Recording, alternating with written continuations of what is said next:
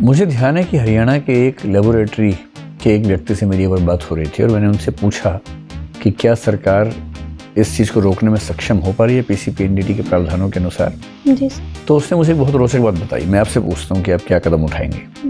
उसने बताया कि लेबोरेटरी में डॉक्टर्स और जो स्टाफ है वो पैसे लेता है मरीजों से ये बताने के लिए कि भ्रूण मेल है या फीमेल है। तो मैंने पूछा कि फिर वो फंसते क्यों नहीं।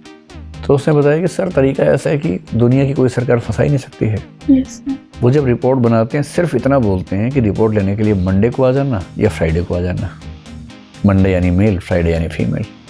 इस लेवल पर जाकर आप कैसे किसी लेबोरेटरी को फंसा पाएंगे। तो इमेजिन कीजिए कि आपके ज़िले में इस स्तर पर चीज़ें हो रही हैं। और ये मंडे फ्राइडे तो एक तरीका है, इसके और 1000 तरीके हो सकते हैं। कोई सिर्फ इतना ही कर ले कि मैं दाएं हाथ से साइन करूं तो समझ जाना बेटा है, बाएं से साइन करूं तो समझ जाना बेटी है। ऐसे 1000 तरीके हो सकते हैं। इस लेवल पर जाकर कैसे बदलाव करेंगे आप? सर अगर ऐसी मानसिकता है तो वो बेसिकली सोसाइटी के स्तर पर ही चेंज हो सकती है।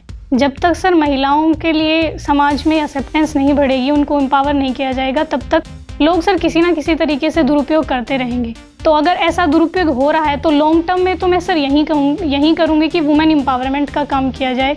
बेसिकली लड़कियों के लिए ऐसी कोई स्कीम्स लाई जाएं ताकि जो पेरेंट्स हैं वो सर लड़कियों को बोझ ना समझे। और सर ये जो एक्शन हो रहे हैं किसी लेबोरेटरी में, तो इसके लिए सर विजिलेंस सेल ही हो सकती है जो मुझे गुप्त इन्फॉर्मेशन दे दे और मैं उसके लिए एक्शन करूँ। हिंदी साहित्य के आप विद्यार्थी हैं, क्या हरियाणवी साहित्य का योगदान हिंदी साहित्य के विकास में देखा